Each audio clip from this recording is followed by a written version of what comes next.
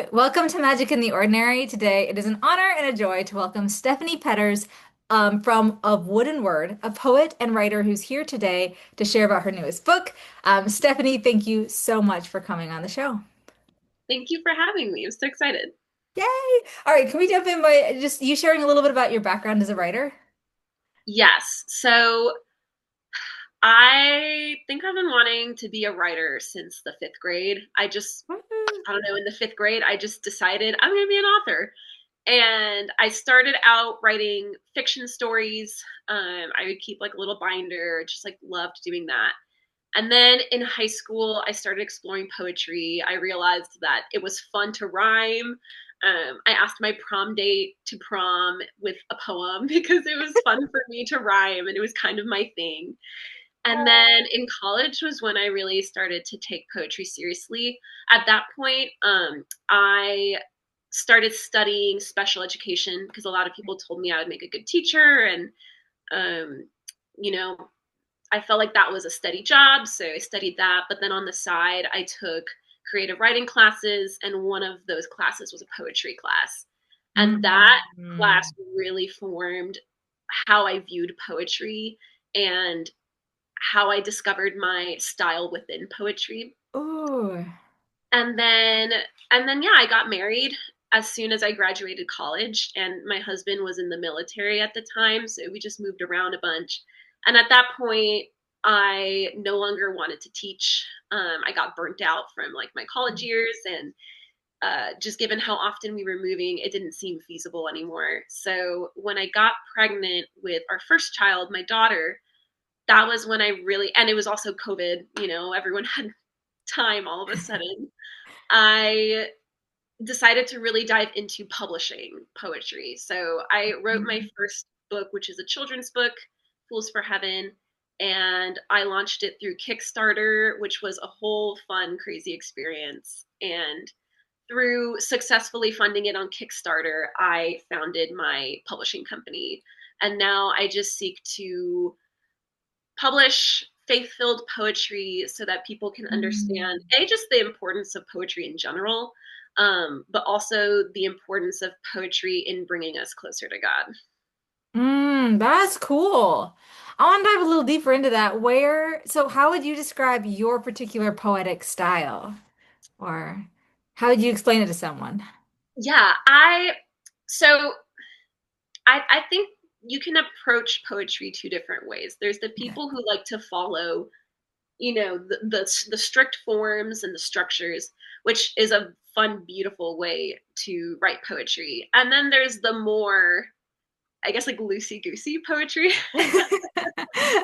that just, there's not really any meter or rhyme to the poem. There's not really a structure, but it's just um, intentional words that come from the heart. Not the structured stuff also comes from the heart, but the loosey goosey stuff more is unfiltered. Still, like, I make it a point to pick very intentional words. I think in poetry, it's important to Yeah. recognize that every word needs to mean something specific. Yeah. I think I read in a poetry handbook, it's like when you're talking about a rock, there's different ways to describe one adjective of the rock.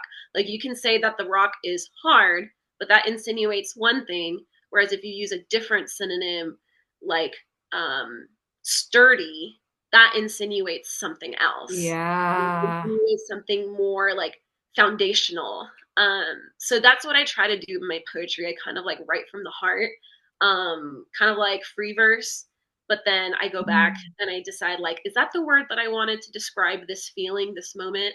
Mm. Almost like my journal. I actually did in 2025 keep a journal that I challenged myself to only write in poetic form. So it Whoa. like if my youngest son started walking and I was like freaking out with joy, I would like that night go into my notes app and I would write a poem about it. And then I ended up Wow. compiling it all into a journal. So that Wow. was a really fun exercise for me that year. Um, but that's kind of my poetic style, I guess, is like kind of like a journal style poetry, Yeah. um, with like very intentional words. That is really beautiful. I love that challenge. I kind of want to try that now of just journaling in poetic form. It's actually funny. I love like when I do fiction writing, like novels and things, I love just kind of free form. Like I'm more of a pantser than a plotter. But when I do Yeah. poetry, I often do turn to forms as kind of my way of entering into it. So yeah, it just sounds fun to try to journal using all of these pieces and see what happens. Yeah, I mean, I think it's great because sometimes it can be hard to sit down and be like, well, what am I going to write about? And Yeah. that's true for all genres, fiction, Yeah. nonfiction, poetry, whatever it is. It's hard to sit down sometimes and be like, what do I want to write right now? Yeah. But if I go into it with the mentality of this is my journal for the day, what happened throughout my day, and it also, Yeah. in a way, helps me pay attention to what happened in my day and where God was present and what Mm. felt magical, throughout my day, Yes. even if it was something as simple as like a ladybug on a leaf or something. Yes. Sometimes I do have to search a little deeper if nothing felt, you know, extraordinary in that moment. There's still extraordinary in like the little Yes. details. Yes. There's magic in the ordinary. Yes, Um, exactly. it ties in. Yeah, this Um, was perfect for this topic. yes. Um, this whole journaling throughout the year actually ties in perfectly with your new project, I think. It's kind of this ebb and flow of the seasons. You want to share a little bit about what your new project is? How did you start working on it? Kind of what was the inspiration? Yeah. So my project is called Divine World, launching in late August on Kickstarter, and it's an illustrated poetry anthology. So each poem will have a hand painted illustration, like artwork, to pair Beautiful. with the poem, and all the poems they kind of take you through the different seasons. So they're nature centered poems, Mm, all written by Catholics and like throughout the centuries. So we've got well, I need to acquire copyrights for all of them, so I can't fully say like who is in the collection right now until I acquire the copyrights. But definitely people that Christians and Catholics alike will recognize. okay. And um, the theme around the book is comparing the seasons in nature to the seasons of the Mm, spiritual. So there's some seasons where we undergo change and things might be yeah. feeling good and then all of a sudden like change or obstacles kind of come and hit us and famous poets like to compare that to the fall season, so we see that in the beginning of the book. And then we go into winter. Winter is a very bare, cold season. Mhm. Um, that's that's typically compared to that time of purification where it might be like a dark, cold season of our lives where maybe God doesn't feel as close and we're going Mm, through these trials or sufferings and just trying to get through that season to become better people and get closer to God. And then, we end with spring where, the flowers are in abundance. We feel the warmth of the sun. We're mm, basking in the garden, and that definitely has like the heaven imagery. That's where we're really like in communion with God, um in that kind of ecstasy, and we're close to heaven. So yeah, and I think it's amazing that throughout church history we've had all these poets write these poems to mhm. compare seasons of nature to the spiritual life. And I feel like nowadays that's hard to find. I mean, when I was finding a lot of these poems, I had to dig.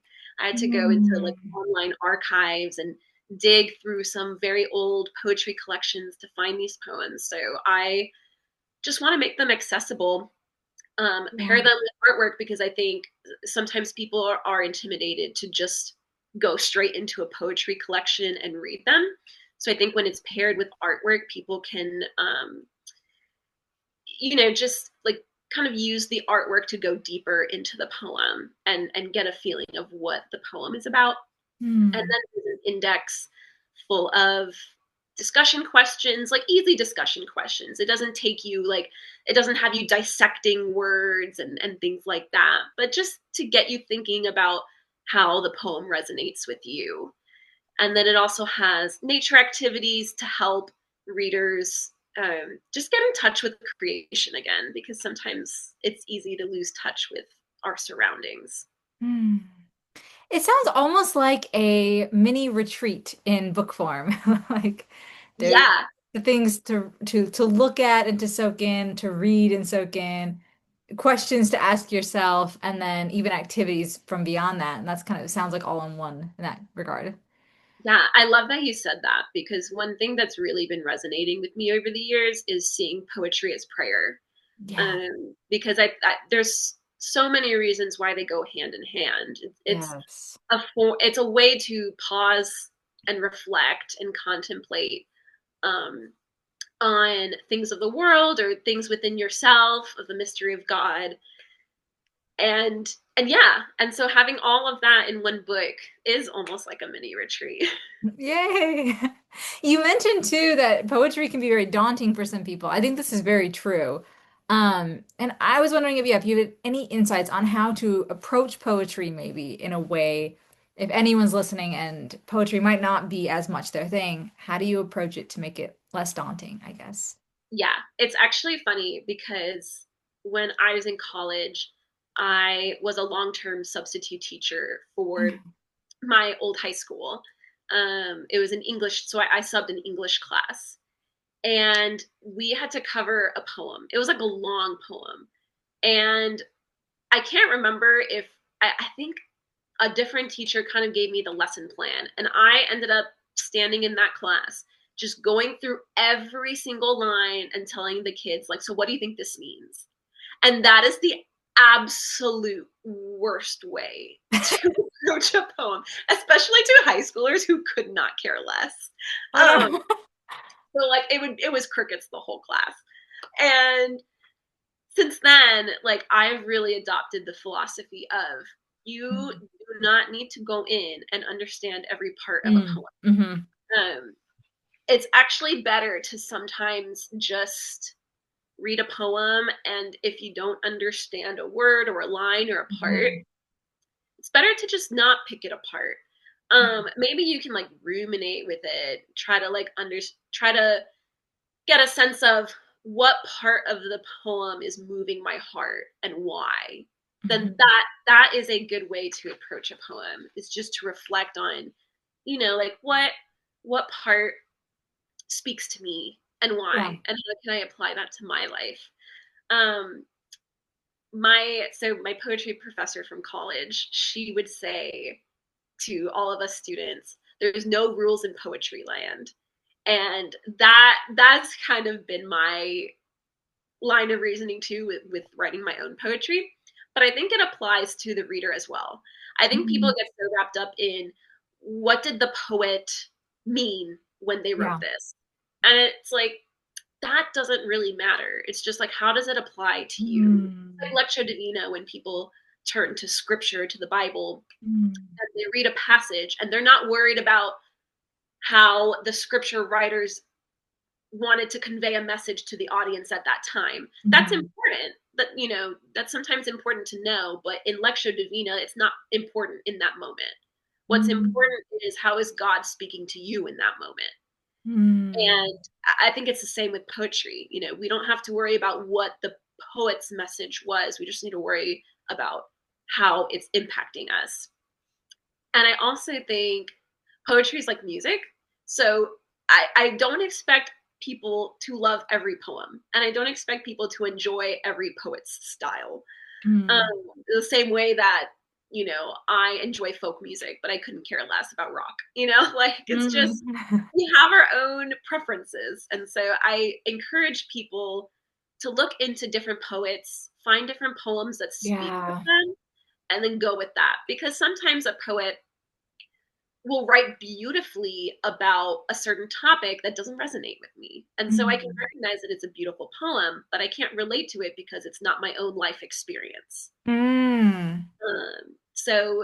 Finding poets who have similar life experiences to me, and I mean, not even similar life experiences, but just that I'm able to resonate with the With the poem themes. more deeply than others. Mhm. I think that is important. I think don't let one poem trick you into thinking that you hate all poetry? I think it is important not to let some kind of this is coming from an English teacher as well, but like some kind of like strict literary analysis kill just like the beauty of the poem. And I think that that's kind of what people a trap people can fall into of like I have to correctly interpret this. And there's like that pressure then that comes with poetry of like it's confusing and I have to get this right and I'm not sure if I can. But I agree that kind of taking a step back and being like, what if we just look at the beauty first and let that unfold and experience it before trying to understand it, is really good. Yeah, I love that approach of being like, let's forget for a second, just like what we feel like we're supposed to be learning from this poem. What was the writer trying to teach us? But instead, kind of like letting that unfold and flower is really beautiful. Yeah, Um, amen. there's a quote, I think, on your website that said, a poem, or maybe it was your Instagram, a poem begins in delight and ends with wisdom. And I feel like this perfectly kind of touches on what we're talking about right now. So do you want to unpack that quote a little bit more and like, what does that mean? Yeah. I actually listened to a podcast recently, um, and they said something that I really loved. I'm gonna read it here, so I don't butcher the quote. And I wish I remembered what podcast it was, but they said poetry is not about the poet. The poet is the least important person. It's about the audience. It's about trying to delight the audience and instruct the audience. Um, and I think that goes perfectly with the quote. I think you know, in the moment, the poet might be writing from their life experience, and so it feels personal. Yeah. But they're not writing for themselves. They're writing Mm, to help people, like they're trying to put into words some type of mystery of the world or some type of emotion or human experience that other people might have a hard time putting into those words. Um, mm, so it's kind of the yes. poet's job is to bridge, their human experience to a mystery of the world and kind of like close that gap of misunderstanding, Mm, confusion. Um, and and we have to do that through delight. People don't want to learn through this like didactic, and I mean, in a classroom setting, like yes, like lectures are great, but when we're turning to beauty through to art, mhm. people want to be delighted. They don't want to be taught through explicit didactic lessons. I brought a poem with me Ooh. that is hopefully in this book. I'm still working on acquiring copyrights for everything, but assuming I get this copyright, it's my favorite poem of the book, and it actually helped me, as I was developing the book. My family was going through a hard season. One of my family members got some news about their health, and I was just like reflecting a lot about death in that season. And imagine if someone just came up to you and was like, "Oh, don't worry, death isn't scary." And it's Mm. like, "Okay, thanks." you know, you can tell me that, but I'm still scared. you know. Right. Um, but what helped me to like see death as comforting and almost romantic was this poem. When I felt sad, I would read this poem and it just brought immense comfort. So I'm just going to go ahead and read it. It's by Sister Madeleva Wolf, who I had actually never heard of before developing this book, but she was the president of St. Mary's College and just she was a sister and wrote amazing poetry and she was well renowned in her time. Um, but it's an autumn poem, so it's in the autumn section. And she says, "For that I dreamed the night long of my lover. I must be clad today most radiantly. Come, earth and air and sky, put all my outworn summer raiment by." And then I won't read the whole thing, but then later on she says, "Think of you, my love is come, the importunate rover. Quick, fetch me a mist of purple for my hair, and for my hand a single snowflake flower, sign of my passing hour.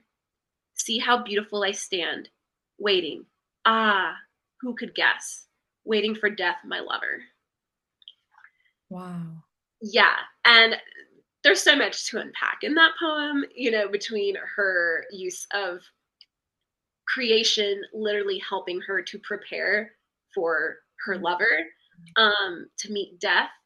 But the way that she romanticizes death, it to me, Mm. death becomes less scary, and the feelings of fear and sadness are replaced with comfort and intimacy, like this desire for intimacy with God, and the idea that the closer we get to death, the bigger the anticipation is for that like grand intimacy in Mm. heaven. So Yeah. that helped me a lot. And to me, that is an example of delight and instruction. I'm delighting in this Yeah. poem and seeing the way that she compares, you know, the sky and the earth and the air to almost like bridesmaids, preparing a bride Mm. on the wedding day. And the Mm. way that she talks about herself preparing for her lover, which is death, that's delightful to me. And it's also Mm. teaching me that there is a joy in death. Yeah. So yeah, that's what I have to say about that.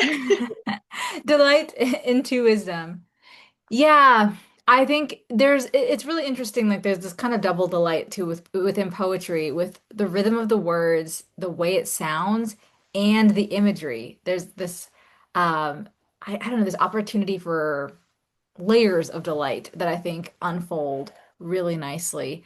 And people say like if you tell somebody something, it's not going to stick as well as if they experience it themselves. And I think poetry is a way of experiencing some of these things, like you're saying, this moment of calm, not having that fear.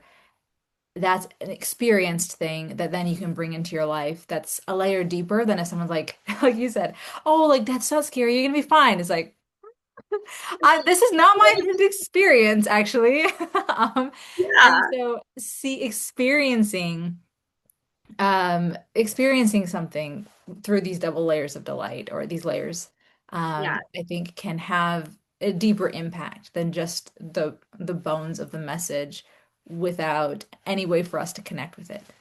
yeah. And I think Sister Madaleva, I think why this poem is so effective is because she embraces the poet's job perfectly. She takes Mm. something so abstract and mysterious like death, Hmm. and she uses imageries that we're already familiar with.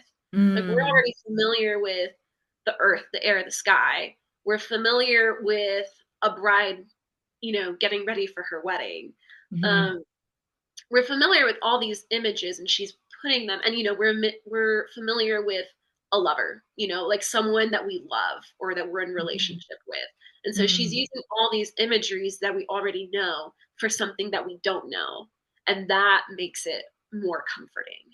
Mm. I like those layers. That's really Yeah, good. exactly. It was so complex. Let's unpack another quote then. You have, I think there's another quote on your Kickstarter page that says, "The world is charged with the grandeur of God."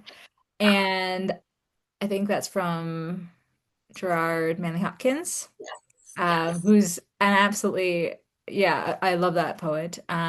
But I wanted to talk a little bit about what can kind of keep us from seeing grandeur of God, the magic in the ordinary, and how can we, like the beauty in our everyday life, and how do we open our eyes a little bit more to that? Yeah, I can definitely speak from experience because I think everyone is privy to, those roadblocks that create Mm. that blindness, to the grandeur of God. I know in my life, sometimes I'm on social media too much. Mm. Sometimes I overfill my schedule and I feel stressed and busy, or I'm exhausted. I allow myself to feel exhausted from, not going to sleep early enough or not taking care of my health the way I should or things like that. I think there's a lot of ways we can get in our own way, a lot of uh, Mm. different factors in life. I do think it all, like, if we're getting to the root of it, I think of the seven deadly sins. I Mm. think all of all the distractions that we allow into our life, can kind of be traced back to one of the deadly sins. And so, like, Mm. for example, if I'm experiencing sloth,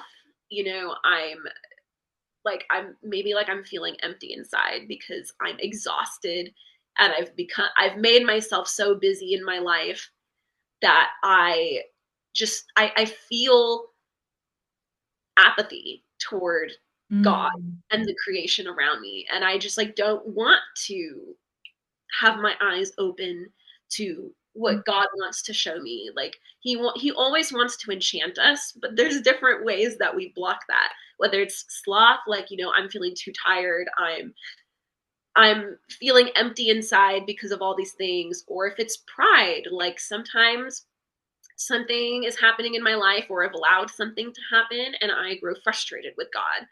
And like Mm. I may recognize in a moment, like I could be doing this right now. I could be in prayer, or I can be, staring, like being outside and staring at creation, but I don't want to because I'm frustrated with you, God. That is a very real struggle. So yeah, there's so many ways that the like sin can kind of come in and block that view. And so I think Mm. really the way to break that, to get to a point where we want to see with our eyes like the creation that God has placed for us, is asking, like, okay, what sin am I struggling with right now, and how is that presenting in my life right now? How is that, like, what distractions are fueling this sin? um how is it blocking me from really seeing? And so I've found that when I address that, I'm then in a place where I feel more vulnerable to actually see what Mm. God is trying to show me and let Him enchant me. Mm. I like that. Just going after the things that block us. And there are so many right now, like you're saying, like social media, busyness, and not everyone, we're all busy, but letting it kind of overwhelm our life to the point where we no longer stop and see the beauty around us. And that's a problem. And it's easy to do, I think, right now in a unique way. We can be disconnected from, like you were saying, our surroundings, just because of the way we live life right now. There's like so many screens. There's so many modern things that are conveniences that are nice, but sometimes that means that we're not connecting with nature or connecting with silence and the people around us. And um, trying to look at like where our obstacles are can, I think, really help us reconnect. And it's so good once you like reconnect with nature or Yeah. like, see God's fingerprint in what He's created. It's really good. Yeah. And it's funny because, and there's some times where we have our eyes open and we look Mhm. for a little bit and then we want to move on to the next thing. But there's Mm. actually another poem that I'm hoping to include in this book, and I forget what it's called, but it's by Saint John Paul II. And the whole poem is about looking at a drop of spring rain on a plant, like it's like on a leaf, Mm. and he's describing looking at that raindrop, and like throughout the poem, he just all of a sudden says, "Remain in wonder." Like you're looking at this thing, Mm. and your mind is starting to get distraction, but remain in the wonder. Mm. It's such a great poem because sometimes that's what it feels like. Where even Yeah. when I think my eyes are open and I'm trying to enjoy nature. Maybe I'll get like a buzz of a text message, or um I think I might have ADD or something because like my brain bounces so much between thoughts. and and he describes that. He's like, your mind is going to want to wander, it's going to want to go Mm. everywhere, but remain in that one wonder. Like allow yourself to just focus and stay there where God wants you. Mm. So I think sometimes even when we are trying to have our eyes open and we are in a moment of awe and wonder, like we need to stay there. uh, Mm. it's a constant effort. I At least for me, there's some moments where maybe it feels easier than others, but it's always a conscious effort. It's never not going to be a conscious effort for me.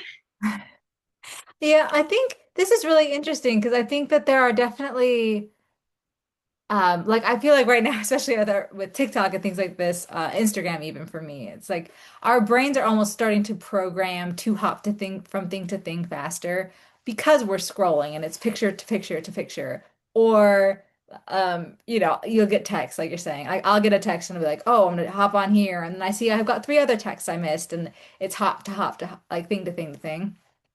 And I think one thing that I've seen that helps a lot is like it's like a muscle you can build. Like attention is like this muscle you can build of I've noticed if I read classics, like I once I read through the Iliad, and I'm rereading through it right now, and it's interesting seeing how my brain shifts a little bit and it gets like, okay, if we're gonna buckle in for this massive ballad, there are parts of it that aren't fun because it's like it just takes a little bit more brain work. Yeah, Especially the chapter with or the book with all of the like just names on like on repeat. And this can be like a painful, almost a painful process of like forcing yourself to read a book.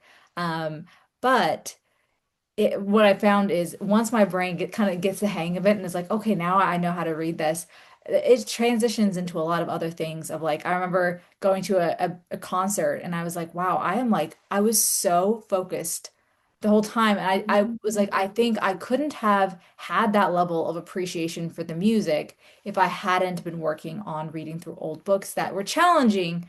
And then, progressively, it all gets easier. And so I think that that's something I've been thinking about a lot of like how like taking those intentional steps of how do I build like a mind that's more sitting in wonder. And I like that call from Pope John Paul II of remain in wonder, because I think it's something I guess that is so powerful, but it's kind of like an underrated thing right now of like we have a yeah, world that's fast and we like fast. But being like, what if we slow down, we're like fully present and had the ability to stay fully present for longer and longer and longer. And that's so beautiful. Obviously I've got a long ways to go in terms of developing as much as I want, but I was like, that's but I was like, this is yeah, just something I've been thinking about. Like, how do we can expand our attention spans greatly, and it's like a muscle, you know? So I think that that's something, it's exciting and it's work, but it is so exciting once it pays off and you're able to sit and wonder for like a whole, hour-long concert and be riveted the whole time. I'm like, this yeah, is worth it because there was something really fulfilling about that. So, yeah. um, That's so true. And there's something to say about I definitely agree it is like, growing a muscle, and that's something that in this society nowadays is like so prevalent. Like we're all working hard to like increase our mm, attention spans and work through those challenges. But I also think, the more we allow ourselves to, it kind of goes back to the delight. Because I remember I went on a retreat a few months ago. It was a Catholic artists retreat, and the awesome. topics were about Flannery O'Connor and Saint Teresa of Avila, and Ooh. the metaphors that they used in their writings and things like that. And I have a hard time paying attention for a full lecture, but I was riveted. I was locked in. Even there was one lecture that was at like 9 o'clock p.m. And my husband makes fun of me that like after 9 o'clock, I'm out. I can't do anything. I just have to go I to get bed. that. But I was locked in. I was like tired, but I was like so locked in, paying attention. And I even told the presenter after, I was like, you don't understand how much it like how much it takes for me to be locked in after 9 o'clock. And like you did that for me. And they were so overjoyed by that. So shifting a little bit, do you have any advice for writers who are looking to self-publish, maybe their first book? And I'd love to hear some thoughts about Kickstarter as well. Yeah. I have a lot of people who come to me asking about Kickstarter. And one thing that I tell people for that I think also applies to self-publishing is it's not as scary as it looks. Like I specifically for Kickstarter, people always wonder if it's something they can do because they look at the campaigns that have $100,000 funded, like 20,000 backers, backing this Yeah. campaign. And they're like, I feel like I couldn't do that. Like, I don't have that type of reach or audience. And I always tell people, you don't need that. Like, Mm. that that is not a good representation of what most successful campaigns look like. Maybe like 2% of successful campaigns reach that amount of people and Mm. that amount of money. You don't need $75,000 to publish your book. You Mhm. need, oh, probably a lot less than that. And I tell people, you'd be surprised how many people who would support your book. Yeah. Um, because when I was looking to the reason I chose Kickstarter was because I was publishing a children's book and the illustrations were expensive. I literally Yes. had a traditional publisher tell me that my illustrations would be too expensive, and that's why they didn't pick up the book. Oh, So, that's like, I interesting. knew what? That's so interesting that they were Yeah, working with the illustrations. yeah, yeah. And you know what? I know that the traditional publishing scene, they have to be so selective. So they probably thought, like, they had to decide if my book was worth putting that amount of money, Oh. into it. So I got it in the moment. I was like, okay, obviously you're not going to believe in this book as much as I'm going to believe in this book because I wrote the book.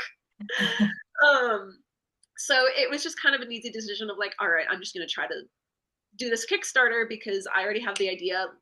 If it doesn't go well, then that's fine. Like, we just move on. But so yeah, that's why I leaned into Kickstarter, and I didn't have a platform. I zero platform. I just had, my personal Instagram where people I personally knew followed me, and my own network of like real life people. And I used that, and it was so effective. That's what got me funded, basically. It Yay. was my personal network. And, I did reach out to influencers here and there. So I think my success in Kickstarter was a combination of tapping into what I already had, Yeah. personal networks and things like that, and also not being afraid to reach out to people that I didn't Yeah. know. I Yeah. think sometimes our own fears get in our own way with publishing in general, and we just need to say, whatever, I'm just gonna do it. Just like rip the band-aid off, take the fears away, let God take care of it. It's obviously a mixture of hard work and surrendering the rest to God. Yeah. Um, so yeah, I think that's what I would say is just like get out of your own head and just do it. Mm. Yeah. I think it's such a learning process as well. I've done one campaign and it was like you say, it's not as hard as it with peers before you jump into it. So I totally agree with that. And I also I do think like people it's like sometimes there's this pressure of like if I'm gonna do it, like what if I'm gonna fail? And it's like you'll learn through doing it. And there's like this excitement through that. And like you're saying, like reach out, like um reaching out to previous authors or people who have done this before and just say, how do you do it? It's amazing how much kindness there is in the world and how many people are, they'll see your project and, not like you're saying, not everyone loves your book as much as you do because this is something really special and beautiful to you in a unique way, as a writer. But it is really cool to me as I was, working on my first book, seeing like, yeah, you're so right. There are so many kind people, and you just reach out, and it's amazing what kind of connections you can build, or what kind of wisdom and insight you can glean. And so it's if it's on people's hearts, like that first step is just reaching out and trying, because yeah, there's so many people that are ready to support you and ready to Yeah. share about the journey. And it's always such a surprise too. I think well, I can't speak for everyone, but I have a tendency to either feel like imposter syndrome or kind of like self sabotage, not in big ways, but just like kind of underestimate myself. Mm, And it's always such a surprise to me when I embark on a new project or a new journey. And there's so many people being like, I love this, or I want to support you in this way, and this way, and this way. And it's always like, oh, yay. why do I keep underestimating this? People are so kind. People do get excited, especially Yes. when your project is something that is filling a need in the market, Yeah. Yeah. That's so fun. Um, Also, if anyone watching this wants to converse more about Kickstarter, it's one of my weird, like, really, like, I'm really into Kickstarter, just love talking about it. And I have no like paid services. I just talk to people for free, like just share my experiences and things like that. So if anyone wants to talk about it, they are free to reach out to me, just to get an idea of what the experience is like. Amazing. See, guys, this is the kindness we talk about. Like, and just like, Because like people were so kind to me yeah. that I'm like, I just need to pass it on. Yeah. Amen. That is definitely the experience of just being like, when you receive so much, it's like it's so good to give too. Yeah, And exactly. we talk like there's a lot of Bible verses about generosity and how beautiful that is. And I think sometimes we just think of that in terms of money, but I was like, there are so many gifts as well, like beyond that of like you're saying, like you've got knowledge about Kickstarters and stuff. It's a unique thing that you can give generously as well. So that's beautiful, being like there's generosity and kindness, and that's great. Yeah, I love that. Let's talk a little bit about AI. You don't use any on your Instagram account. And I'd love to hear, I know you do illustrations as like, or you have illustrations in your book. But I'd love to hear a little bit more about your thoughts on AI use in social media and AI use as writers. Kind of, how do you feel about this? Yeah. Yeah. Um, I even though AI has been around for a while, it feels like I'm still developing my full opinion on it. For example, my sister and her husband like are big supporters of AI. So I have a lot of conversations with them Mm. and they're always very interesting. And so I'm always hesitant to just like Mm.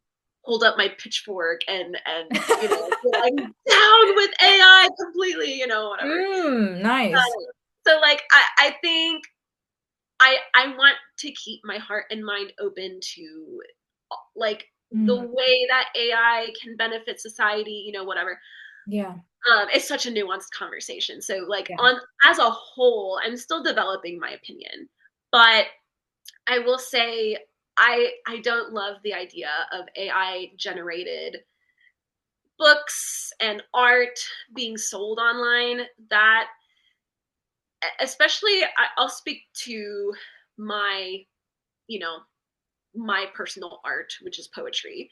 um Poetry is such a personal medium, that I can't imagine someone selling AI generated poetry, because so like what I said, my poetry is very journalistic. Like it's Mm. poetry that I write from my human experience. Everything that's in my life influences my writing. My Mm. faith, my motherhood, my relationship with my husband, um, Mm. my interests, my hobbies, Mm. literally everything. So Interesting. that's what people relate with, is the human experience, and that's why people turn to poetry, is because they're trying to relate their emotions and their experience to someone else's. um, Mm. and if the poet's job is to bridge like a mystery of the world to the human experience, like a robot can't do that. um, Mm. and so I have a hard time believing that it'll feel as personal, or Yeah.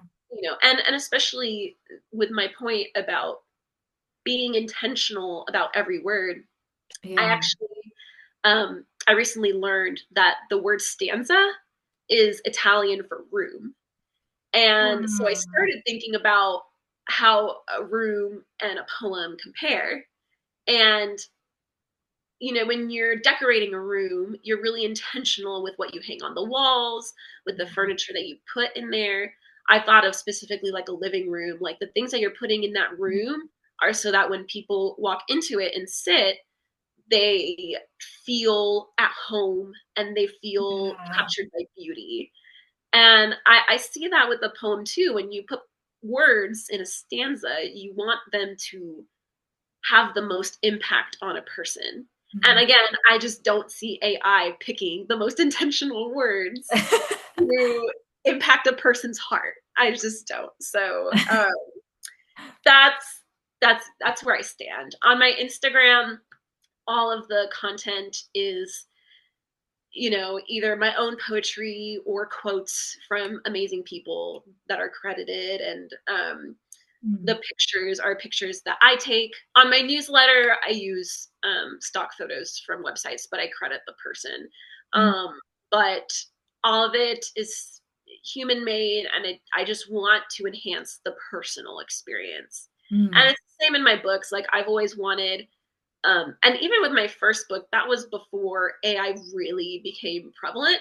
But Okay. even then, my illustrator still hand watercolored the illustrations because I wanted the art to just feel the most personal and have the most impact. And that's also not a diss to digital art. I think digital art is great, but I think there's something about the hand movements that go with um, what do you call it? Like hand painted on a canvas or on a Mm. paper that echoes creation, using paper from a tree. And especially in my second book with Divine World being nature centered, like it just Mm. feels in tune with creation, if that makes sense. Yeah, I like that. It's like you got a nuanced perspective around AI, but then I think that that poetry piece is so important to be like, it can't create something personal and hit you in the same way. I agree. I think I've seen AI try to write stories, and it is so fascinating to me how they will hit action beats very methodically and very like structurally okay. And I was like, why is this the most boring thing I've ever read? And it's like, it's just so interesting. And there's no humanity. That's the thing. Like you have these characters going around and it's very exciting. There's the action beats that you need or, the plot points that are supposed to be there and nothing feels alive. It feels dead. And it's very interesting seeing that. And then applying it to poetry, I am sure it'd be the same way. Now I really want to go on like a couple AI platforms and just ask it to write me a poem and see what I get. 'Cause I'm You get. I'm like a little bit scared, but like also very intrigued because I feel like it'd be messed up. Like it just how do you capture the human experience? And part, I think you mentioned earlier, part of poetry is that you're able to say it in a way where people are like finally able to almost recognize a piece of themselves in a way that they couldn't express previously. Of like, yes, yes, okay, that is what I was afraid of in death. And that is the comfort I was looking for. And there was like no way of expressing it before that, or whatever that might be, courage, like, yes, okay, this is what I wish I could do, but I'm scared. And that piece of poetry that allows us to like it's so personal and it moves beyond. I don't see AI doing it. No Yeah, matter how much we program it, there's going to be a piece missing, and that piece is humanity. So, yeah. I will say one thing I've really been reflecting on that I think is just important to say out loud when it comes to AI is because I feel like on social media, I've seen a lot of like mass hysteria, you know, yeah. like especially since Pope Leo's encyclical about AI Yeah, and yeah. all of that came out. There's been a lot of mass hysteria about like, how are we supposed to know when a book was made by AI or a human? And I'm down with all the AI books, which, I absolutely resonate with wanting human made books. That, There you go. yes. But the acting out of fear, Oh, and kind of like that mass hysteria of like books, mm, like the book scene is destroyed and all this stuff. I think that fear then masks us from enjoying the writers that are still publishing human made books. mm, Um, so I think it's important to not act out of fear. Like, yes, maybe we're living in a time that's unknown. We've never dealt with yeah. something like this before. Yes. But to not discount every book on the market right now just because you're scared it's AI made. Mhm. Um, so I encourage people to look for writers that seem sincere in their writing. I can't give tips and tricks on how to differentiate AI from human or whatever, but if the author seems sincere and is sharing a lot of details about their writing process, that probably means that they're not using AI and things like that. So just find little ways to, you probably people probably also have writers that they already love that they know are not using AI. Then that's great. Keep following them, support their work, so that they don't feel like they're drowning in a sea of AI slop. So I think it's a very important message, like the don't be afraid, because yeah, I mean, I think there are a lot of freaky things going on with AI, but at the end of the day, like what is the purpose of the fear? And it's like if you are like, okay, I'm gonna just really try to be intentional about reading non handwritten, human brain developed books, then that's beautiful. But letting, fear creep into your reading habits is a different thing that we don't need. yes. And yeah, I like that. It is interesting. I'm seeing a lot of creators like in film and books and whatever it is, like music. People are like, "Oh, this is really good. Is this AI?" And I'm like, "Oh my gosh." Yeah, That's like I get it because there's so many things now where I'm like, "Wait, I have found out like, oh, that piece was AI and I didn't recognize that right away." And that's right. weird. But Yeah, I was like, but sometimes like letting go and being like, I'm gonna enjoy this for if there's something good and beautiful that comes out of it, I'm gonna enjoy this. And if I find out it's AI and I don't appreciate a certain aspect of it, I can throw it out, but not to yeah, be, we just move on. yeah, Hmm. not to be scared of it. I think that's a really important thing to bring up of like we don't, yeah, fear is not gonna help us, but awareness could, like that kind of Yes, we want awareness, we want discernment, but yeah. fear automatically destroys everything. So yeah, good thoughts. I love that. Okay, where can people go to support the book and to connect with you? Yes, so I'm on Instagram. I'm on TikTok, but like, don't go to my TikTok. It's like my sister told me she kept telling me for years I should make a TikTok, and I've just had such a hard time getting into that scene. But I'm on Instagram, um, at a wooden word. Nice. I'm on Substack. My newsletter is Writings in the Roots, Ooh, and I'm posting about my Kickstarter on my newsletter and my Instagram. But if you want to find it directly on Instagram, or sorry, directly on Kickstarter, then just type in Divine World Kickstarter into Google, or go to the Kickstarter website and type in Divine World. So amazing. Amazing. Well, I'm excited. I'll try to have all those links below as well so people can easily access them. And yeah, just keep doing the good work. It's exciting to see like poets and new books starting all around us. Not AI books either. These not AI. these new stories. So that's Yeah, amazing. I feel so grateful to be able to chat about poetry, specifically on your platform, and Mhm. just in general. I think the scene both within the church and outside the church is shifting and becoming more open and even excited about poetry. So definitely Mm. since I first started this, I think there's been more resources for poetry popping up, and it's just fun to see kind of like a revival of poetry. Yes, let's be part of the revival, guys. Let's be part of the revival. Yes, we'll have our new renaissance. I love it. Well, Stephanie, thank you so much for joining us. This has been a blast. Thank you so much for having me. It's been so fun.